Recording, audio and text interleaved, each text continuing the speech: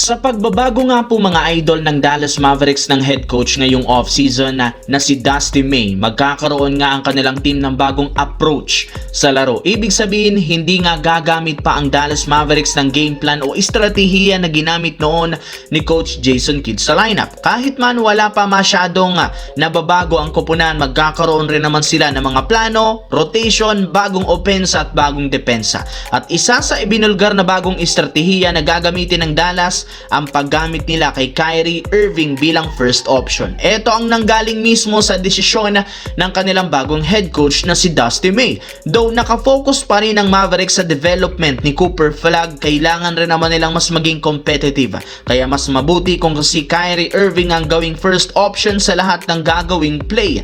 Healthy na rin naman ang katawan nito, malaki ang paniniwala na kakayanin nitong pangunahan ang Dallas Mavericks sa kanilang magiging kampanya ayon mismo sa kanilang bagong head coach.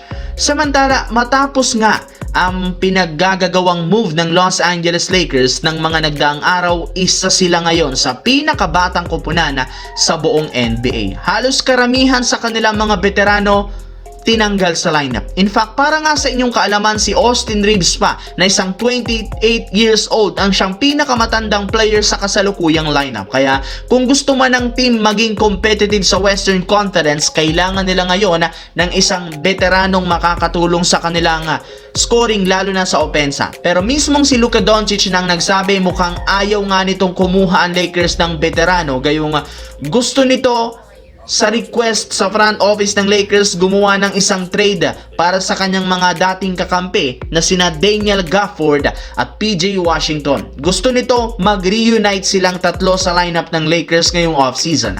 Ang dalawang player nga ito ang posibleng pinaniniwala ang kukumpleto sa magiging lineup ng Los Angeles Lakers sa darating na season.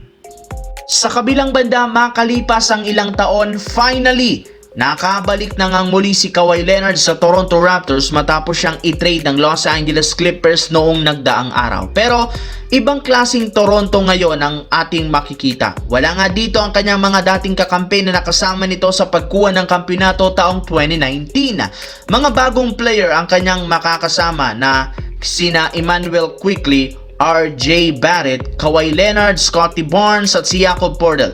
Pero sa kabila niyang mismong si Kawhi na ang nagsabi excited at hindi na rin naman siya makapaghintay na magdarong muli sa kanyang dating team kahit bago ng lineup. Para nga sa kaalaman ng lahat, nagkaroon nga ng magandang performance last season ng Raptors sa pagiging panlima sa East at nasabayan pa nila ang pinakamalakas na kupunan kagaya ng Cleveland Cavaliers. Kaya sa pagsali sa kanilang lineup ni Kawhi Leonard, siguradong kakayanin nga nilang talunin ang ilan sa pinakamalalakas na kupunan sa Eastern Conference at yan ang ating dapat abangan, lalo pat tinik nga ngayon sa East ang pagbabalik ni Kawhi Leonard.